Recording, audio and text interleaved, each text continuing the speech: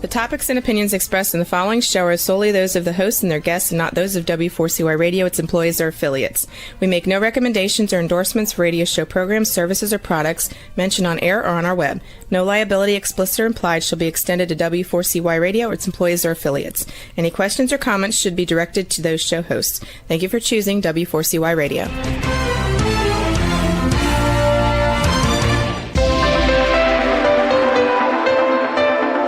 Churchill said, "Those who fail to learn from history are condemned to repeat it." Kevin Hallinan believes that certainly applies to business. Welcome to Winning Business Radio, here at W4CY Radio. That's W4CY.com. And now, your host, Kevin Hallinan.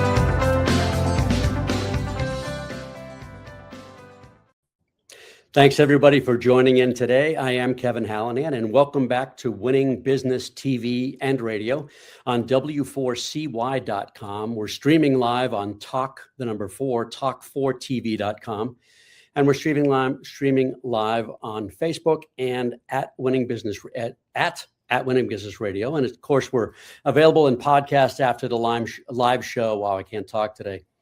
Wherever you get your podcast content, that's YouTube, iHeartRadio, Spotify, Apple. The mission of Winning Business Radio and TV, as regular viewers and listeners know, is really to offer insights and advice to help people avoid the mistakes of others, to learn best practices. Those are the how-tos, the what-tos, the what-not-tos, to be challenged and hopefully to be inspired by the successes of others. Who are those others? Consultants, coaches, advisors, authors, founders and owners, entrepreneurs, people with expertise. But virtually every successful person I've ever talked to has had some form of failure in their lives and careers. So as I say every time, while we all have to get our knees skinned once in a while, I'm driven to keep those scrapes from needing major surgery. Let's endeavor to learn from history so we don't repeat it. I've spent the better part of my career equipping businesses to grow from solopreneurs to small and medium-sized companies all the way up to the Fortune 50. I've seen some of those companies win, and to varying degrees, I've seen some fail. And I've had the opportunity to rub elbows with some of the highest performing people around and with some who probably should have found other professions. And in my own businesses, I've had lots of success, but some failures too. I like to think I've learned a lot from those experiences. So yeah, you'll hear from me, but mostly you're going to hear from our guests, those experts, consultants, coaches, advisors, etc. And today is no exception. My guest today is John Gates, pay negotiation expert, keynote speaker, and best-selling author of Act Your Wage. Here's his bio. John Gates is an international best-selling author and salary negotiation expert who has overseen more than 75,000, not a typo, job offers during his 30-year career in corporate recruiting. As a former head of global recruiting for multiple Fortune 500 companies, he trained hiring teams on how to negotiate, giving him rare insider insight into what actually works. Now the creator of the Salary Coach Method, John helps executives and job seekers confidently navigate offer conversations without risking the deal. His sessions blend sharp strategy with a calming, practical tone that audiences love and apply immediately. John's a mission-driven speaker who leaves professionals saying, "Why didn't anyone teach me this sooner?" He's the international best-selling author of Act Your Wage, What to Say and How to Say It to Get the Best Possible Salary Package. He holds a bachelor's in management and finance, a double major from the University of Oregon. He resides in Medford, Oregon, and has 5 kids, 2 boys and 3 girls, with an interesting story, but we'll get to that in a moment. John, welcome to Winning Business Radio. Thanks so much, Kevin, for having me. I was so excited to hear about your show, and now that I'm here, I am absolutely thrilled. It's going to be a fun ride today. I agree. And before we're done, John, we're going to promo a second appearance, which is a little unusual, but we're going to do it. So tell us about your kids. So I have 5 children. 2 of them, 2 of them are biological. They're both boys, and the 3 girls are all adopted, and adopted them when they were older children. Like most people who expand through adoption, adopt when they are, children are very young. They do that for specific personal reasons. But, I wanted to impact the lives of people that were already somewhat formed and so on. And so I adopted 2 girls from Colombia, South America when they were 10 and 7. Wow. And now they're about 30 and 27. Mm-hmm. So they've come a long way, and adopted another girl from Alabama, met her through the foster care system when she was 16, actually adopted her when she was in her mid to late 20s, and now she is 37. Wow. So most people have no idea why you would adopt a child, or anyone for that matter, who's older than age 18. But over the years, I built a very personal relationship with this person. She had been involved in the family. I'd become a primary advisor for her in a lot of ways of her life. And I know that people who grow up without a family identity are at risk in a lot of ways. Like, I think you need to know where you belong to, who you are. That's really foundational in the life of any person. So, and I know in today's world, it's controversial to even say a father figure, but I believe people, I think you do too, need both a mother and a dad. Yeah, absolutely true. And people who don't have that have a really hard time making good choices. Children who age out of foster care are significantly higher for criminal backgrounds, for single motherhood, single fatherhood. Basically, they make less desirable decisions throughout their life. Data bears this out. If you look at the prison population of the United States, a very large portion of those folks are people who aged out of the foster system without any sort of meaningful family connection. And if you think about it this way, this is kind of how it works. Like, I don't know about you, Kevin, but when I was growing up, a lot of the reasons why I didn't do certain things is because grandma would have been ashamed if I had been caught doing that. Or I would have disappointed my mother, or something like that. It kind of acts as a curb on your behavior. It enhances your conscience in those situations. But if you're growing up in a group home, which is where most foster teens live, who are your influencers? Well, they're usually going to be state employees or other foster kids that you're in that group home with, who are equally like untethered. And I think that's why bad choices, life-altering decisions, the face tattoo or something like that happens to you when you're in that situation. It's funny you were saying that, and I remember my grandmother. My mom's maiden name was Ricciuti, Italian, and my grandmother would always say, "Make sure they know you're a Ricciuti." I mean, she was really about reputation and good choices, but you just reminded me of that. So now you grew up in Oregon as well? Yeah, I did. Was born here, raised here, lived in Portland and Eugene, graduated from the University of Oregon in Eugene. And then sometime around 1998, I left Oregon to chase the Fortune 500 career. I ended up moving to Richmond, Virginia, which is about as far away from Oregon as you can get and still be in the continental U.S. And after that, I went to Birmingham, Alabama, then to Fort Wayne, Indiana, then to St. Louis, Missouri, then to Houston, Texas, and now back in Oregon. So I've lived in a lot of places. Yeah, we're going to talk about some of those positions. What were your early interests, though, before college? Before college, great question. So when I was in middle school, I wanted to be an astronaut. And that was no like casual interest either. I actually reverse engineered the path I would need to take in 7th grade. I did this on my own to figure out, well, all right. I thought about how do most people get to become astronauts? And typically they are Navy pilots, something like that. And so how do you become a naval aviator, Top Gun guy, something like that? Well, you need to have an appointment to the Naval Academy. How do you get that? You need a sponsor like a senator or somebody like that, usually to get you into the Naval Academy. That's very helpful. So I was thinking about this stuff at the age of I don't know, 12 years old. I was That's really cool. imagining what I was going to do. I was really inspired. It was a huge goal of mine to become an astronaut. A little later on in life, though, I switched over to wanting to be a scientist. And then I figured, well, all the scientists of the world, they work for business people. Yeah. And so then I decided to shift over into a business focus, and always had a strong interest in owning my own company one day. So I majored in management and finance, thinking that would help me toward owning my own company one day. And here I am. What was behind your decision to go to U Oregon? I lived there at the time. Actually, thought about getting into a university in California called Harvey Mudd University, which a lot of people don't know about Harvey Mudd, but it's like an MIT on the West Coast. Very niche-y. The best science nerds of the universe go to Harvey Mudd. I actually didn't get in.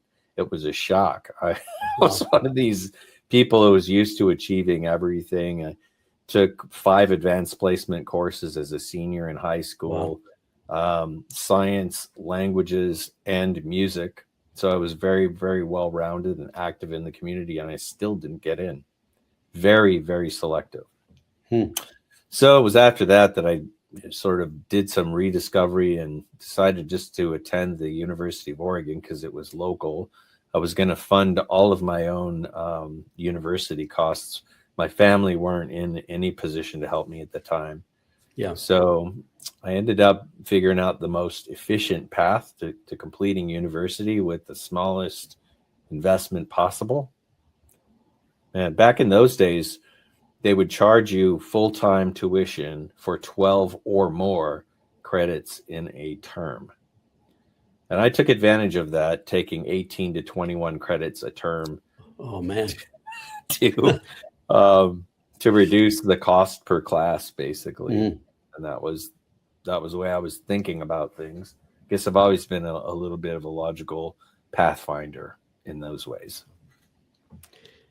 Yeah, I remember my student loan payment was $55 a month. I mean, and I thought that was a lot, I worked my way through college. Like besides that sort of heavy course load, I worked 30 hours a week at Domino's Pizza. Oh, wow. Yeah. Slinging pizza and trying not to speed, because back then there was a 30-minute guarantee. They had to do away with that eventually, but that made working at Domino's exciting and fun. It's a place I to challenge every delivery, right? Yeah.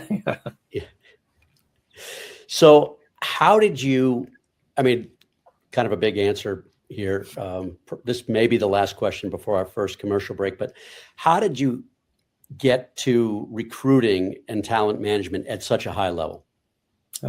Well, the first part of that is how did I get into it at all? I wanted to be a financial analyst and got an offer while I was in college to join a big tech company in Portland, Oregon, to be a financial analyst. And 3 weeks before I got that, I was supposed to start, they sent me a letter saying, "We're so sorry, but we're rescinding all offers for anyone who hasn't started yet."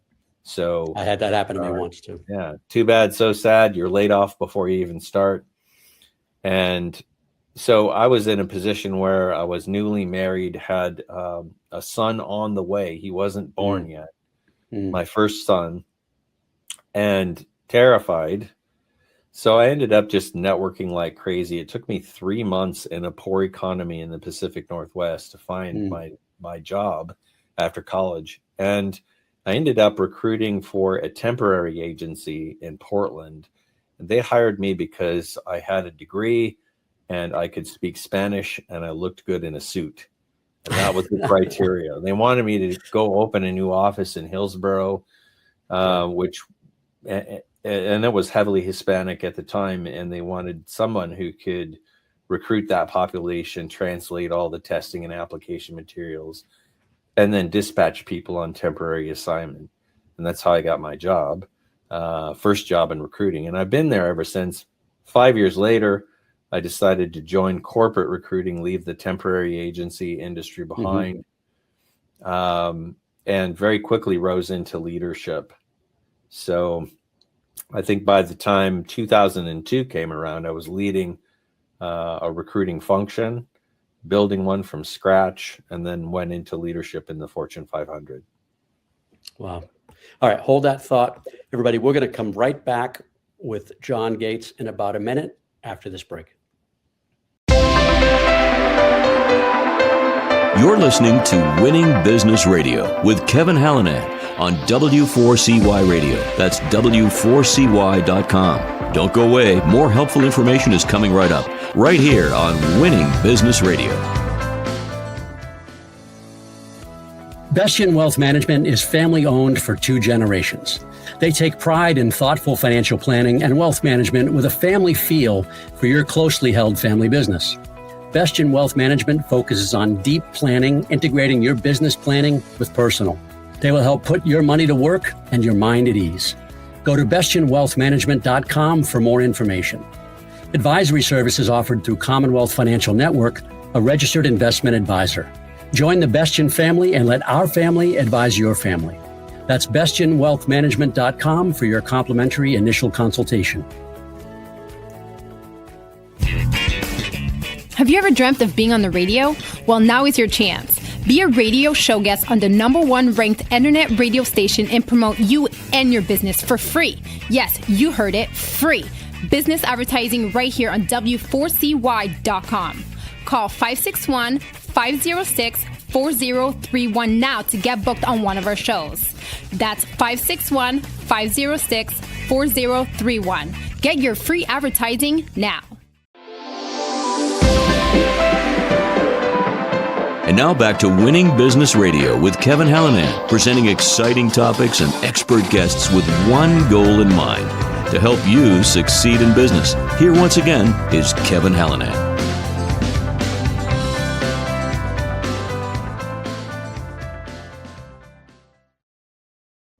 Welcome back. We are with John Gates, pay negotiation expert, international best-selling author and keynote speaker.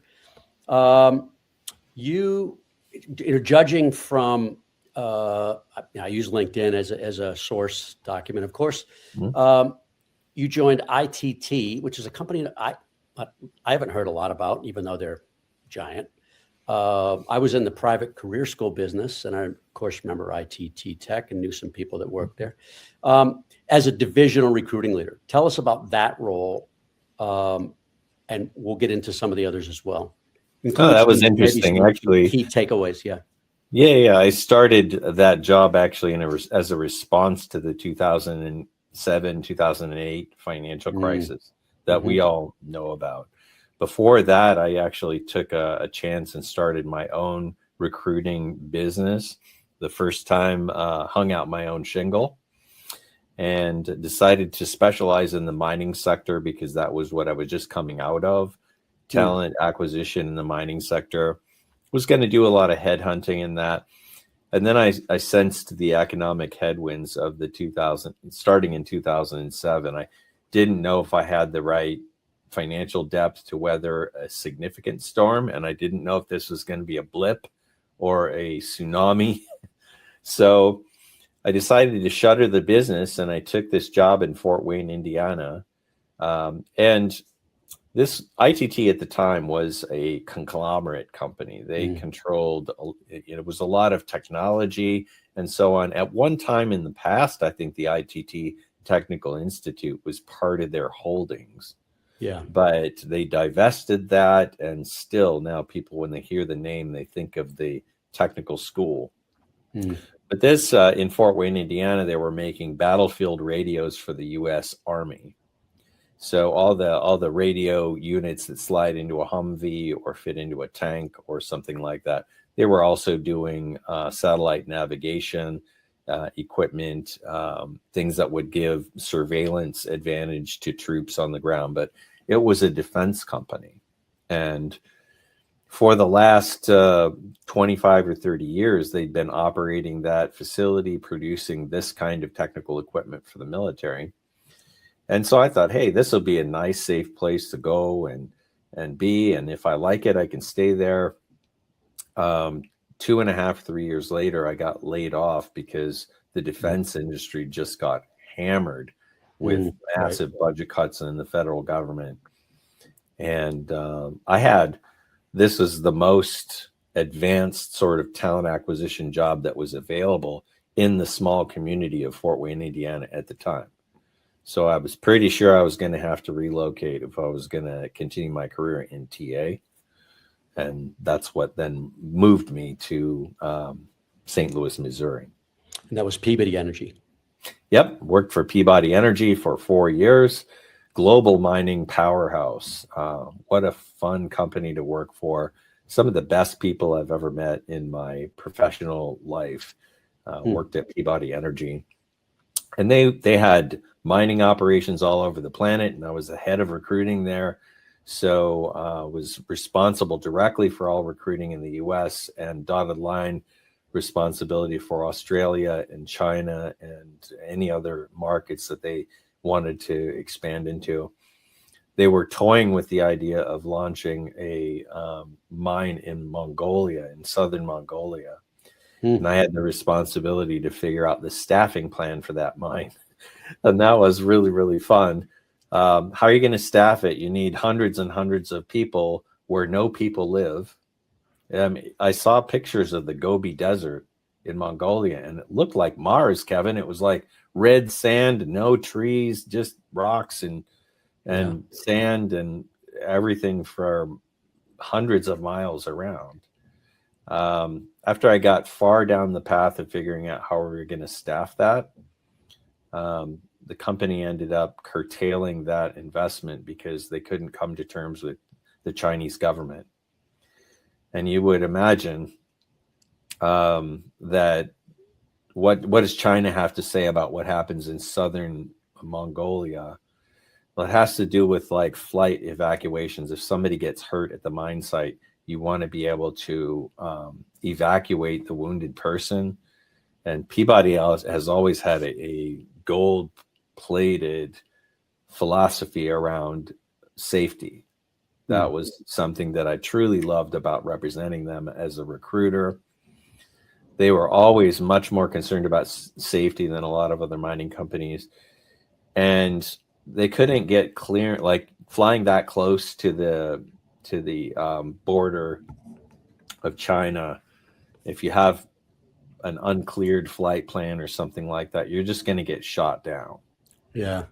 Wow. So we couldn't resolve that issue, and so decided to scuttle the whole idea of doing this based on that. Until that could be fixed, there was just no way they would commit to building something there that was going to last for 140 years. So that would have been almost like generating or creating a city or town. Yeah.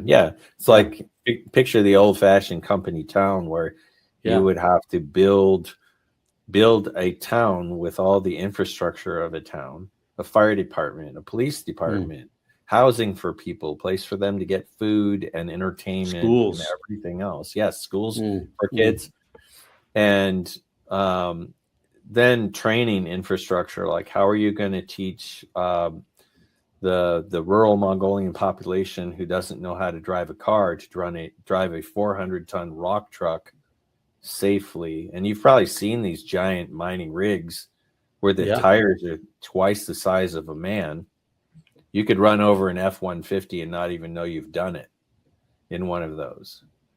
So there was a lot, and we were imagining that this would be a multi-generational situation where you would recruit Mongolian nationals to staff most of the mine. You would bring in initially international expats to lead and train and do all that, with a period of time where you're going to hand over and train up to Mongolian nationals over the course of several years. Eventually just handing the whole thing off to mostly local people. And then you would probably employ their children and then maybe even their grandchildren. So reminds me of visiting the Hoover Dam, and they built Boulder City. That sort of idea doesn't exist often in today's economy. But in the mining business, I learned that it's geologic time, really.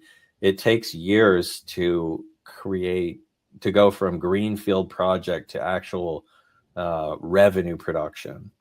So you have to be looking at the price of commodities and be pretty sure that 3, 4, 5 years from now, when you're starting to get the money recouped from your investments, that the commodity price is going to justify actually operating the thing.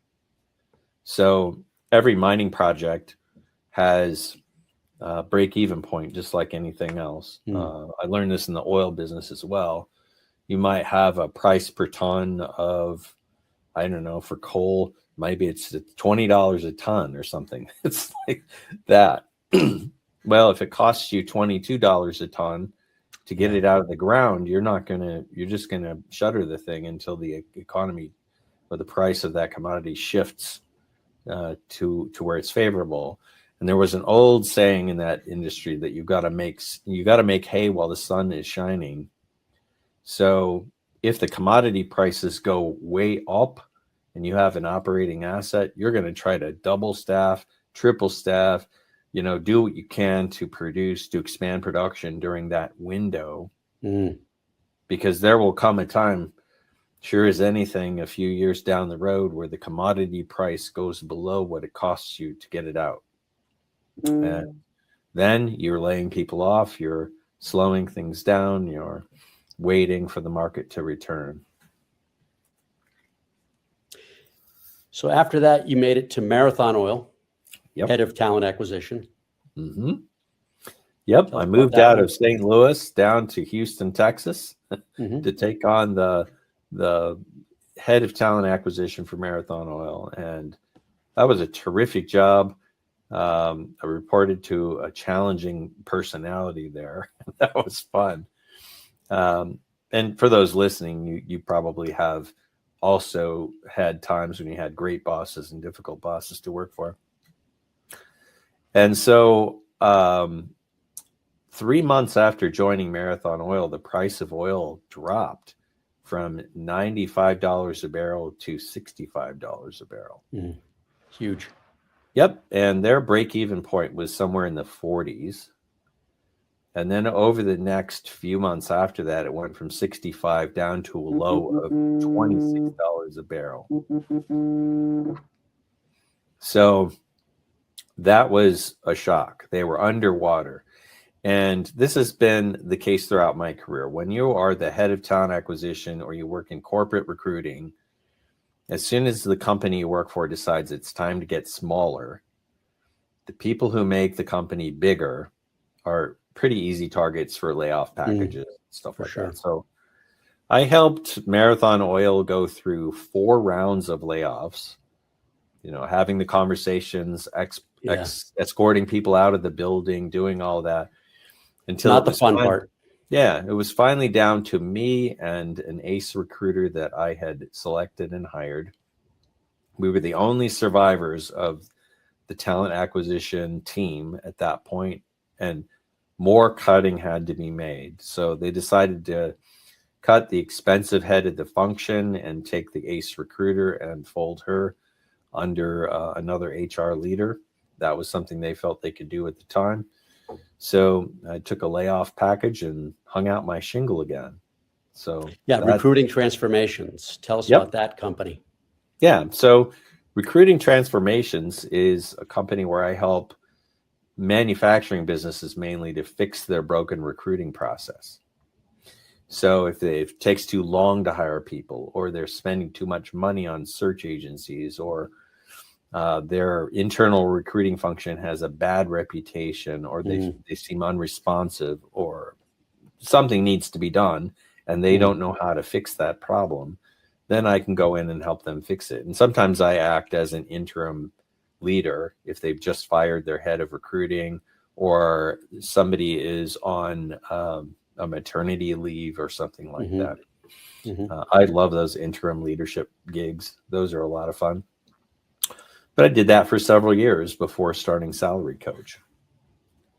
Can you give us a couple highlights? Yeah. So I guess the best highlight of that time with recruiting transformations is a company called DLL, which is a financial services company based in the Netherlands.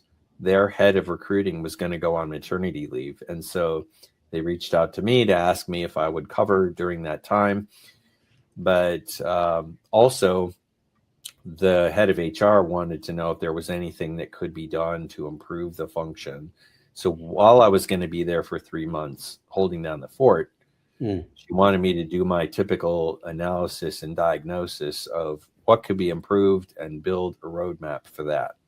So when the current TA leader came back, she would have a list of action items and things to pursue. Well, she came back for about a week and then decided that she didn't want to come back after all. And then they extended me. I ended up doing that for a year. It was completely remote.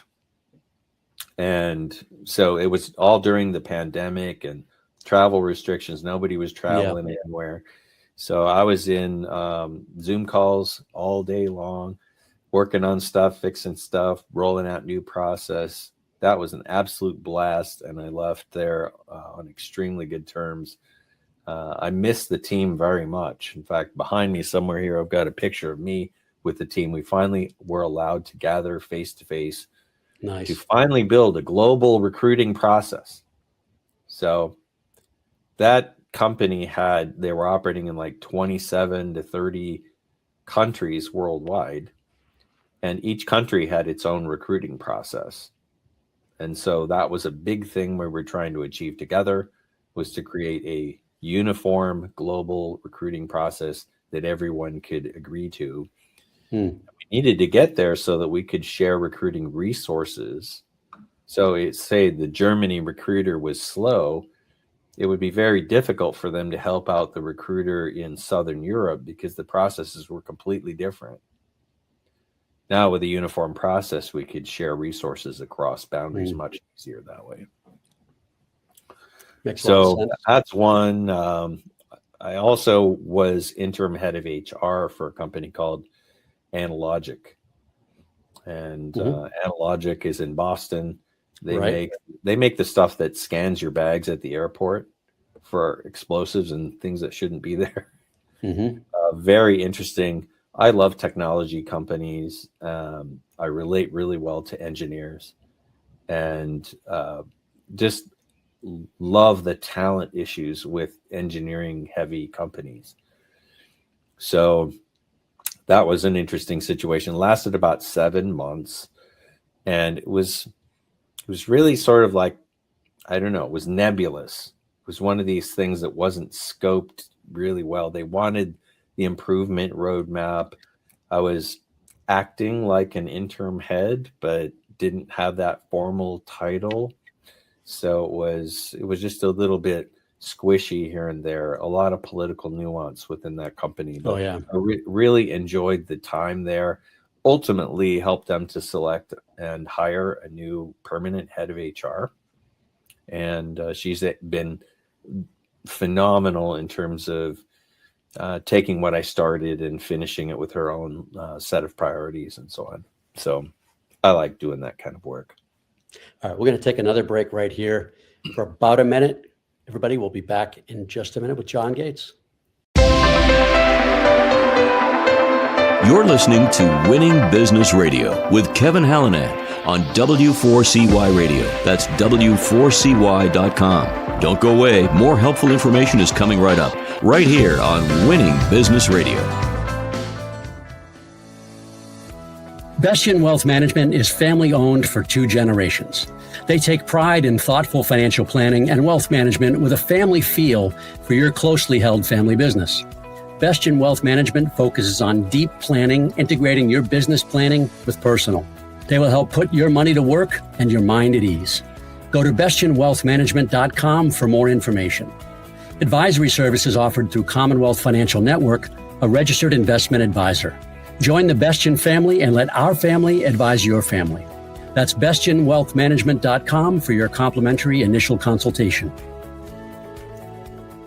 The YP.com website is your local search engine. If you're looking for a good restaurant, it can help you find the right one nearby with ratings and reviews. Or if your car breaks down, you can use the YP app to find the closest repair shop. Or maybe you're just looking for something to do on a Friday night. Well, it has great local coupons for all sorts of things in your area. No matter what, when, or where, if you're looking for something, YP Local Search can help you find it. So go to yp.com or download the app to search local, find local, and save local. And now back to Winning Business Radio with Kevin Hallinan, presenting exciting topics and expert guests with one goal in mind: to help you succeed in business. Here once again is Kevin Hallinan.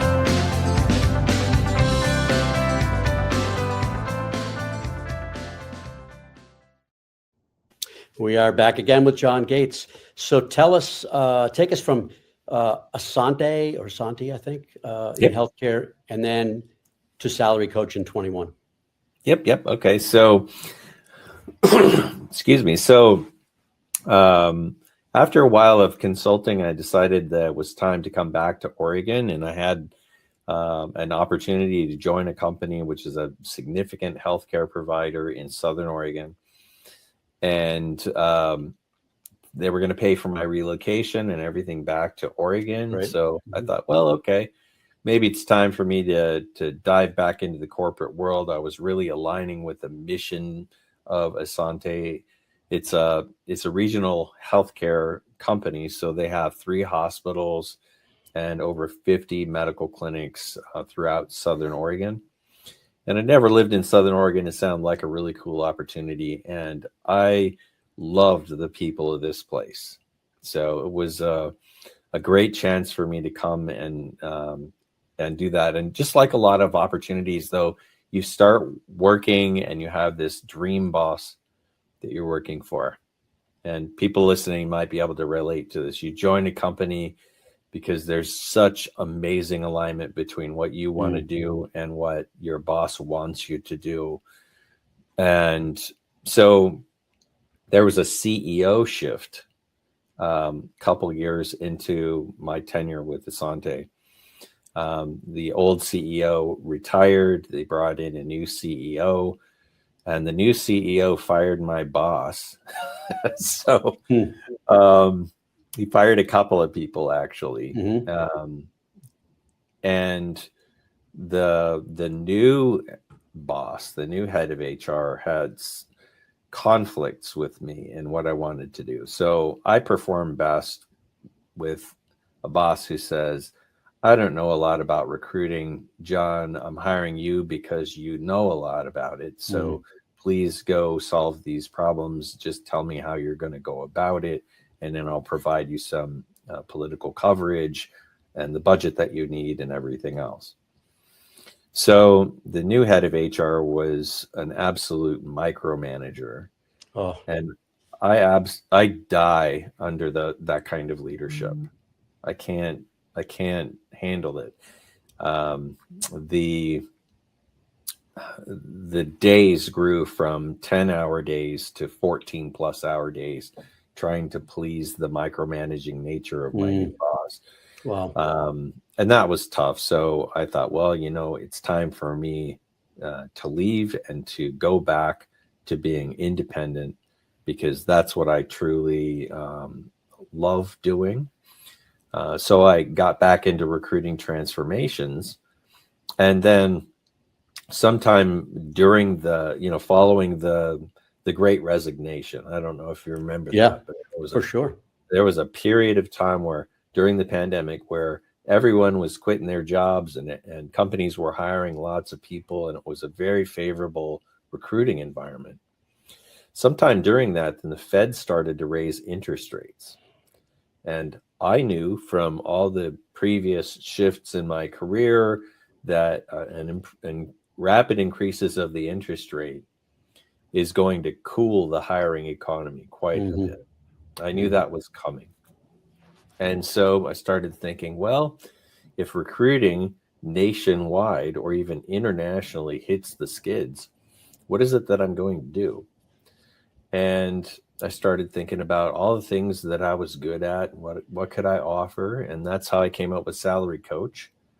because for years and years, I had helped friends and family to negotiate their pay. I knew a lot about how to do that safely because I was the guy on the other side of the negotiating table for my whole career.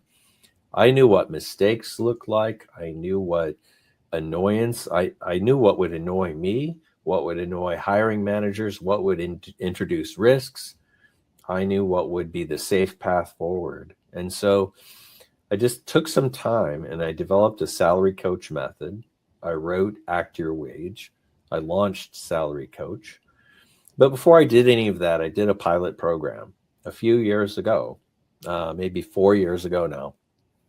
I went out to LinkedIn and I found some job seekers and I said, I'm thinking about launching this as a product line, but I want to test if I can work effectively with people that I don't know, that aren't members of my inner circle. Mm-hmm. So I'll do this for you for free. I'll be your advisor. I'll tell you how to navigate the upcoming offer process or the money conversations at every step. I'll walk you through that as a silent advisor, and let's measure the results together. And if you want to do this, I'll do it for free. I just wanted to test it. And every single one of them, I did that with 10 people. Every single one of them had a gain. The lowest gain was 9,000 and the highest was in the low 50s. I think it was 52 to 54,000 gain in the package. And then as soon as I finished that, I knew I had a business that could be win-win, that would be helpful to the people that need that help. And I really started realizing just how many people leave money on the table. I tracked this when I was the head of recruiting. I started doing that when I worked for Capital One Financial around Y2K, because I'd already been laid off a couple of times. I wanted the self-defense of data. And so I started tracking it. I set a goal, Kevin, to cover my annual salary every month in negotiation savings. So I knew how much money people were leaving on the table, and I achieved that goal 10 months out of 12, typically. It was something that I felt would insulate me from future layoffs. So I started tracking it, and it is shocking how much money people leave on the table and they don't know they're doing it. The typical experienced professional is probably leaving 5 figures on the table. Somebody who's senior, it could well be 6 figures. I just closed a deal out today with a 6-figure gain, nearly $200,000 in the package. Wow. So you talk about mindsets. Sorry to interrupt. Mindsets being critical, and fear is one of those mindsets, right? Can you flesh that out a little bit? Yeah. So fear is, when I was writing Act Your Wage, I interviewed 100 people, men and women, and I asked them, do you negotiate? Do you not negotiate? Do you kind of pick at it, poke at it? I ended up concluding that my statistics were still right. 80% of people don't negotiate at all, or it's just a very, very light approach to negotiating. I'd say of the remaining 20%, 10% screw it up phenomenally bad, and the other 10% do it effectively. And what happens though is you apply to a job you want, right? You go through the application process, and then the phone rings. It's a job you want. And somebody like me will say, hey, Kevin, what's your salary expectation? And it's a screening question. You don't have much leverage right now because nobody knows about you except for the screener. You really want to interview with a hiring manager, and there's this gatekeeper you have to get by. So you're afraid that if you answer this question wrong, you're going to lose the chance to interview and move forward. And that fear pushes you into a corner. Really, you tend to lowball yourself right at this point. Or you do the opposite and you give a number that's way too large, thinking you have leverage that you don't. And then you get screened out. And both of those things happen. You know that there's high stakes when you're interviewing for a job, especially if you're unemployed, the fear is there because the stakes are there, right? You've already figured out when you become homeless because you don't have a salary or an income. You might have a severance package or something like that. And so the pressure is on to get something and get it fast. And because of that pressure, you'll settle for less. You just want to get rid of this uncertainty in your life. And this happens at the offer stage too. That's why people don't negotiate. They get the offer, that they see the promised land of stable employment and an income returned and benefits, health insurance. All these things are things they cannot afford to risk letting go. Stock options. And they're worried that if they push it, they will lose the chance to move forward. Or they'll have their offer yanked away, and then they'll have to explain to their entourage of people that depend upon them that they, screwed it up at the finish line, and they don't want that to happen. So they play it excessively safe. And so, like, my whole practice is built around how to minimize the risk of these conversations while maximizing the offer. And there are ways to do that. Most people just don't know how. And that's what I offer. Can you give a summary? I mean, without revealing too much, because I'm sure it's a proprietary process that people pay for, but can you give us a generalization of it's a 5-step process, right? Yeah, there's a salary coach method. And so the first thing you have to do is satisfy the screener who's going to ask you that first pay question with an answer that's going to help you get the interview without destroying your ability to negotiate later. You can't paint yourself into a corner right there. Just to, you can't sell your future offer cheap just to get the interview. And this happens all the time. So there's that. And then once you get the interview, you have to climb up the value ladder in the interview.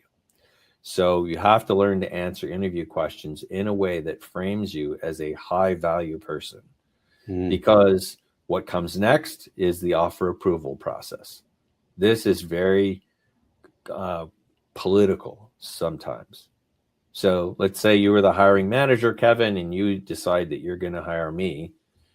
There are people above you that have to sign off on the offer, typically. And you have to go to them and justify why you want that much money or that title or all that stuff. And so the best strategy is to get the highest value in the mind of Kevin, the hiring manager, so that he can go to bat for you and justify a high offer initially. Then in the offer and the counter offer process, we're only tweaking instead of having to rebuild. If that initial offer comes in 30% low, it is intensely difficult to go back and adjust that. They've already decided that you're in that sort of too big a gap, lower tier. They've already made that case with approvers. It's going to be really difficult to go back. This is where the insider information that I have comes into play and really helps people to get it right the first time. And so then you're going to get an offer, and here's a key that I'll give away for free. Don't accept the offer immediately, even if you love it. That is a massive mistake that most people make. There's almost always extra money on the table somewhere. So what I do, which is proprietary, is I help people with a process to discover what's still on the table without putting the offer at risk, and then creating a counter offer proposal that also does not create a lot of risk for you. And most people, sorry, go ahead. Sorry. Yeah, I was going to say, most people think negotiation like this is a high stakes game of chicken, where you put out an ultimatum. Here's what I want, take it or leave it. That's a very high risk strategy that we don't do at Salary Coach. So I know you focus, on the total compensation, not just salary, correct? That's correct. So there could be stock options or additional stock options, sign-on bonuses. You mentioned that in the book. Oh yeah, there's probably a dozen or more different ways that you can get value into the package. So one of the things that happened in today's deal is I can notice things that the average person doesn't notice. When you get an offer letter, for example, I can look at it and say, there's something big that's missing here that might be included in an offer at your level. A lot of companies will include it. So let's go after that and see if it's there. This example was severance. So interesting. Yeah. The hiring company was a private equity firm. And in case you don't know this, private equity firms, they buy and sell companies just like house flippers buy and sell houses. They will buy a company that they think is undervalued. They'll fix the things that are wrong with that company. And then they'll go back to the market in a 3 to 5 year window, usually, and sell that business. They might buy it for $200 million with the goal that in 3 years, they're going to sell that for $600 million. And that's how they make their money. So that was this situation. Private equity company owned this business, and this was a C-suite, C-level position within that private that firm that they owned, that asset that they owned. We knew through the interview process that their selling the business timeline was 2 years. They're going to sell this in 2 years. Well, what happens to the C-suite in a company that gets sold to another business? Sometimes they keep their jobs. Sometimes they do not. And so you want to have an equity stake so that when that business is sold, there's a significant financial windfall for you. Yeah.